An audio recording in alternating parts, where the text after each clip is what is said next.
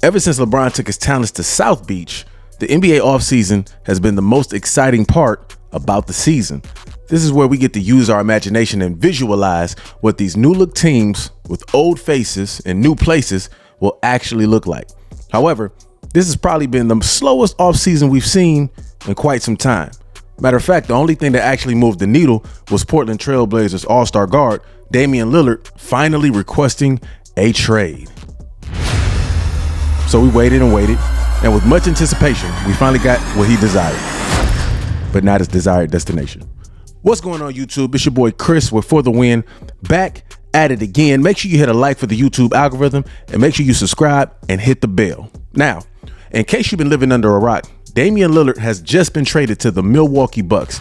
Now, it's no surprise that he was traded, seeing that he requested one, but the only team he listed that he as a desired destination was the Miami Heat, last year's Eastern Conference champion. Because this was public information, it placed Portland at a huge disadvantage in trade talks in terms of leverage.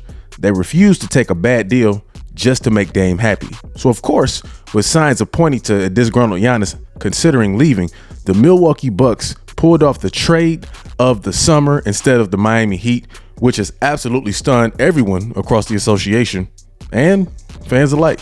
Let's go to ESPN's Adrian Wojnarowski for the report, please. Jay, blockbuster deal that lands the Milwaukee Bucks and Giannis Antetokounmpo, All-NBA guard Damian Lillard. It's a three-team trade that brings Lillard to the Bucks. Portland got a tremendous haul back, including DeAndre Ayton from the Phoenix Suns, Drew Holiday from the Bucks, an unprotected 2029 Milwaukee first-round pick, and a couple of unprotected pick swaps. Yusuf Nurkic, Grayson Allen, Nasir Little, Keon Johnson. They go to a Suns team that was ready to move on from Ayton. They certainly saved some money with Nurkic, but a very good veteran center. But I think for Portland now, they're going to look to move on Drew Holiday. He could be a free agent next year. They are rebuilding with really a terrific group of young guards. And now this deal and the return for the Blazers, you can't really fully constitute it until you see now what they can get for Drew Holiday, who's certainly a championship level point guard, multi-time All-Star. And now for the Milwaukee Bucks, though, this is an organization that made the Drew Holiday trade a few years ago to pair with Giannis Antetokounmpo, won a title. And now they may have very well have extended their window with Giannis by bringing in Damian Lillard, a player that Giannis was determined to play with. And this was, I think, the relationships with Joe Cronin, the Portland GM, John Horst in Milwaukee. Milwaukee stayed in this, trying to find a deal and trying to find the assets that would allow them to land Lillard, and they do it. And so now, certainly Milwaukee makes itself a favorite in the East, bringing in Lillard, who has 4 years left on his deal. Obviously asked for the trade back in early July. He wanted the Miami Heat. I'm told that Portland and Miami never seriously engaged and got any real traction in talks. Portland did not love what Miami had to offer them, and now they land in DeAndre Ayton, a young center who fits the timeline with this very athletic Portland group they're putting together. And remember now, Damian Lillard, as he goes back to the Bucks, he'll be reunited with his former head coach in Portland, Terry Stotts, who is now an assistant coach on new coach Adrian Griffin's staff in Milwaukee.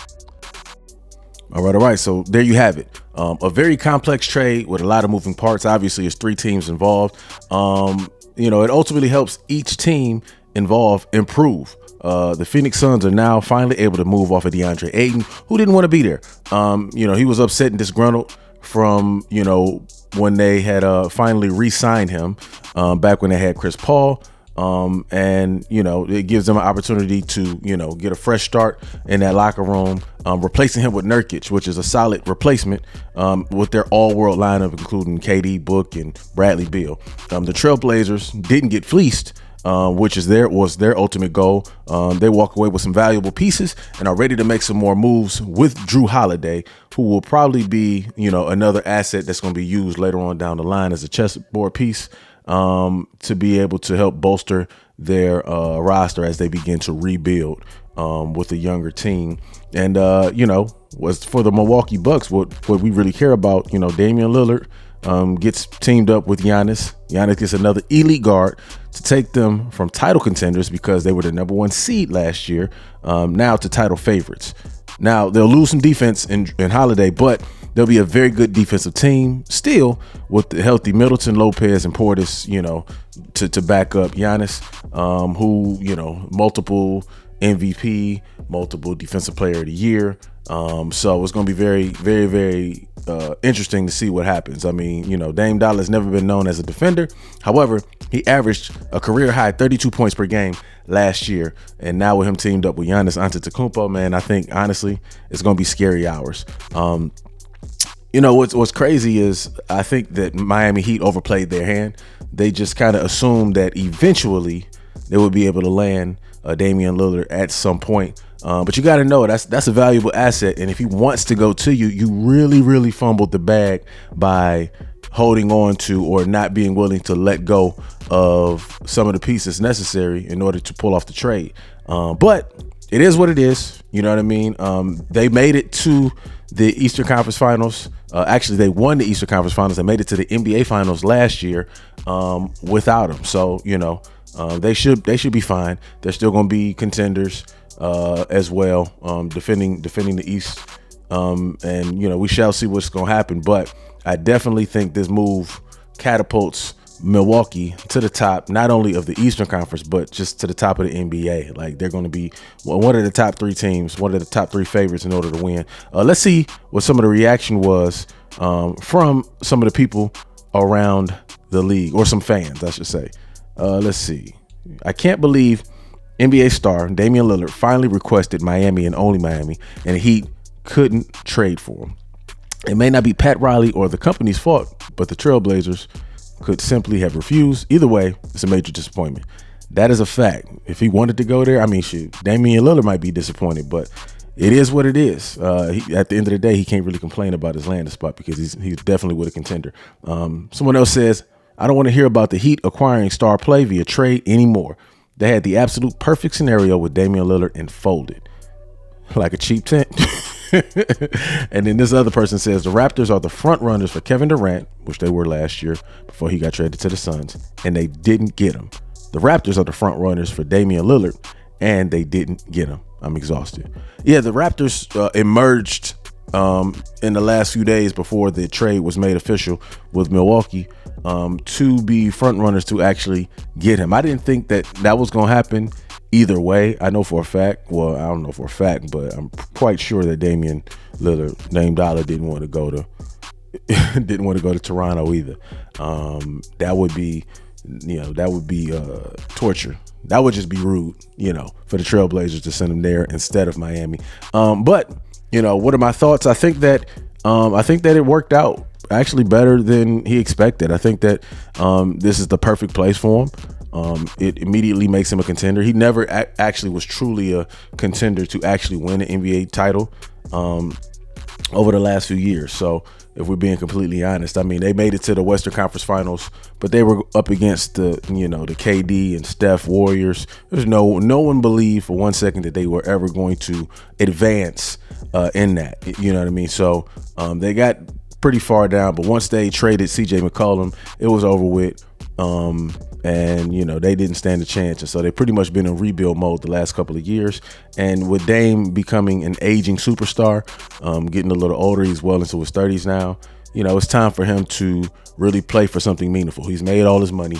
You know what I mean? I think he might be getting $60-something million this year just to play ball, which is crazy with these NBA salaries. But now, not only does he get his money, but he actually has zero excuses for why he doesn't win an NBA championship, barring injury, of course. So, it's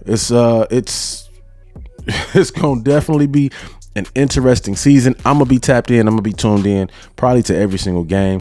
I'm not big on following the Bucks, but Dame Dollar is one of my favorite players in the league.